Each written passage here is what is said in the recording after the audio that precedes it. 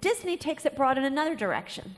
Right. And especially writing for kids and writing broadly for kids. So can you move away from what's the no-no line into what's different about writing particularly for a young audience? It's challenging for sure. When I started writing on Kickin' It, I was working with people who had written on Frasier and Seinfeld, like tops in the industry for half-hour comedies.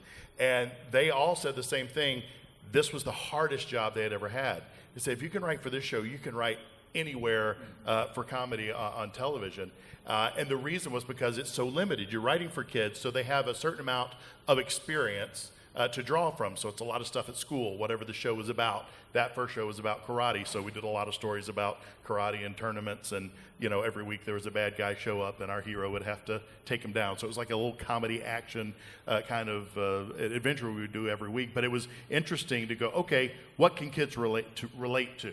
And the age groups that were in the third and fourth season, they were just really starting to date. So it was like we could delve into that a little bit. But the first couple of seasons, you couldn't get into any kind of relationship comedy. And if you go to network comedies that are on, that's almost all it's about. So finding stories that were interesting, it was really challenging. And then you had the limitations of it's for Disney, so there's certainly a line. Nickelodeon's line's a little further back. Disney's is here because they're Disney. And so there's the challenge of that. Okay, we can't go past this line. And then on top of that, there's standards and practices, which is very specific.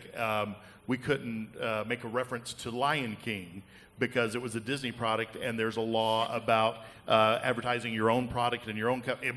I don't know what it meant, but we couldn't mention Lion King, which you'd think, it's Disney, why can't we mention that? It was like, I don't know, but we can't. So there's all these, so it gets really, very narrow, the path that you can take for these shows. And so that was a big challenge. But for me, there was such freedom in knowing that I'm going to be part of something that's not going to go past a line for me that's uncomfortable. Whereas I watch some of these network sitcoms, and the first joke at the 8 o'clock is like, whoa, that was highly inappropriate.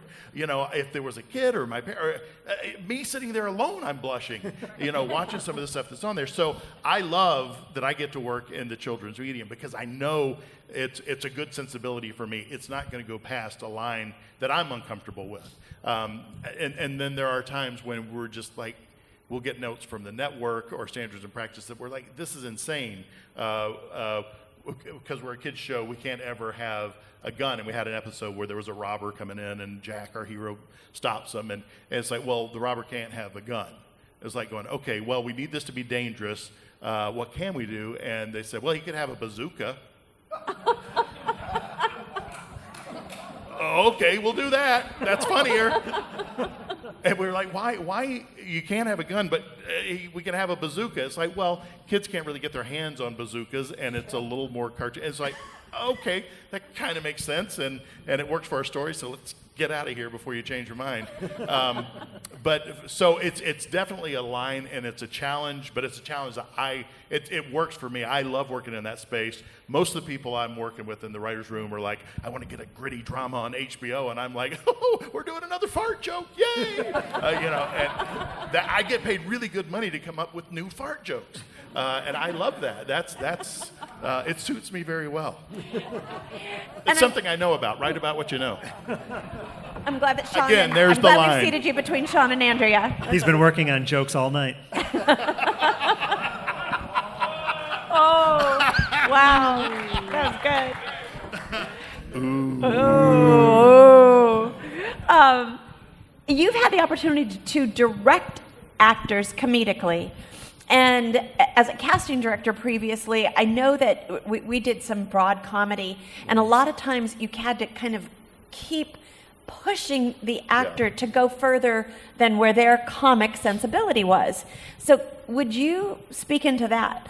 Well, for myself, I started out doing improv and sketch comedy, and so I was really used to going very, very broad. And then being in LA for years, I would go out for films. So I was like, we like him, but he's just a little broad and over the top. So I worked really hard to get myself really subtle, and so I got myself like movie subtle, where your daughter died.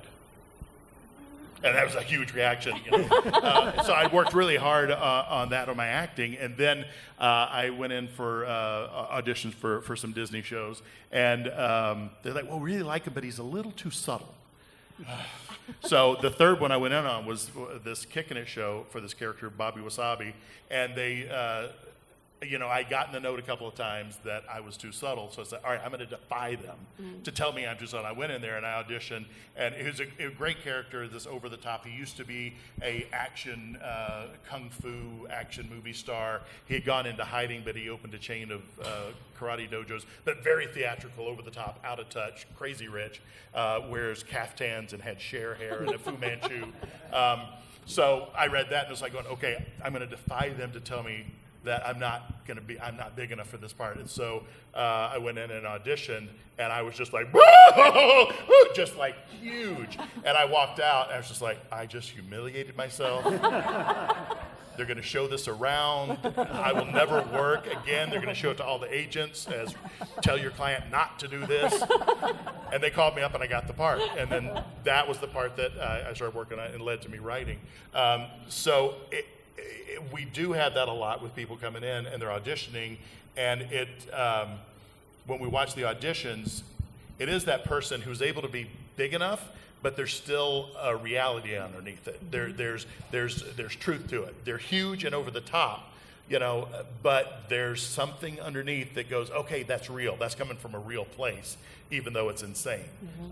So that's really what we look for actors. It's like, are they connecting somehow? Are they connecting to the material, to the person they're reading with, even though this is, insanity. And if you're an adult on a Disney show, you're just an idiot. And you just have to know that and go in. And people who can connect that and be real at the same time as being that idiot are the ones who get the jobs. Do you have a note that you give more frequently to the multitude of actors? Is there anything that you find yourself saying over and over and over again to different, as you direct?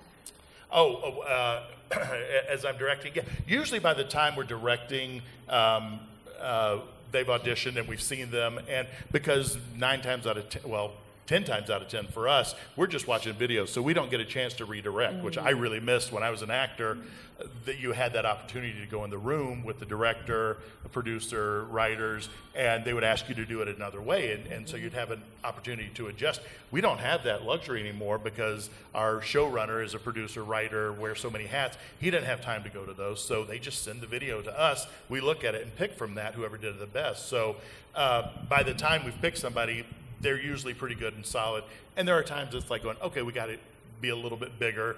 But the biggest one is exactly what I said before. You've got to connect that to make me believe it. And when people are doing these, they forget, they go cartoon, which it's cartoon, but there's got to be some truth there. So that's the big thing, is connected to some kind of reality. So I believe that you're this buffoon.